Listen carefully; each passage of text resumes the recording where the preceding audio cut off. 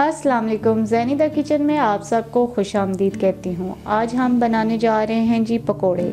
सर्दियों का मौसम हो और पकोड़े ना बनाएं ये हो नहीं सकता, तो इसलिए आज हम घर में बना रहे हैं पकोड़े।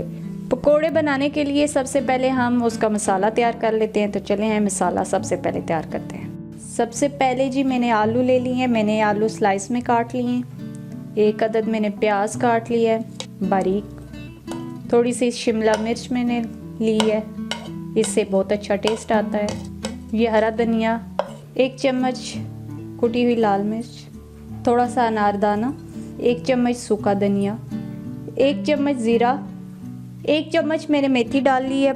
अब इसमें मैं बेसन ऐड करने लगी हूँ। बेसन थोड़ा थोड़ा करके ऐड करेंगे और साथ पानी डाल के इसको अच्छी तरह से मिक्स करेंगे।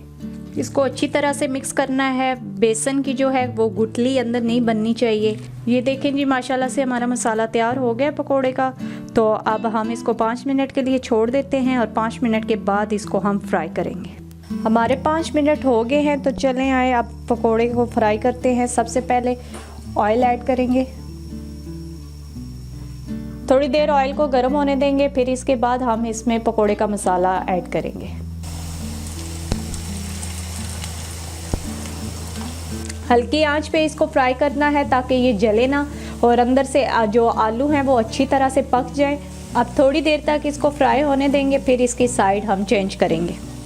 1 बाय 1 इसकी साइड चेंज करते हैं। देखें जी माशाल्लाह से कितना अच्छा कलर आया है। ये देखें जी हमारे पकोड़े अब फ्राई हो गए हैं। अब हम इनको निकाल लेंगे।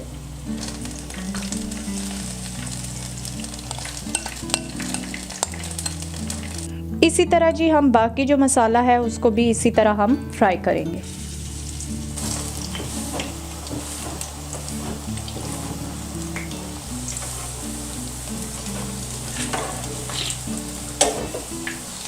माशाल्लाह ये देखें जी हमारे गर्मा गर्म पकोड़े बिल्कुल तैयार हैं। इसको आप चटनी के साथ खाएं या फिर आप मायोनीज और चिली गार्लिक सॉस के साथ खाएं तो इसका टेस्ट और दुबाला हो जाता है। और इसके साथ अगर गर्मा गर्म चाय मिल जाए तो क्या ही बात है।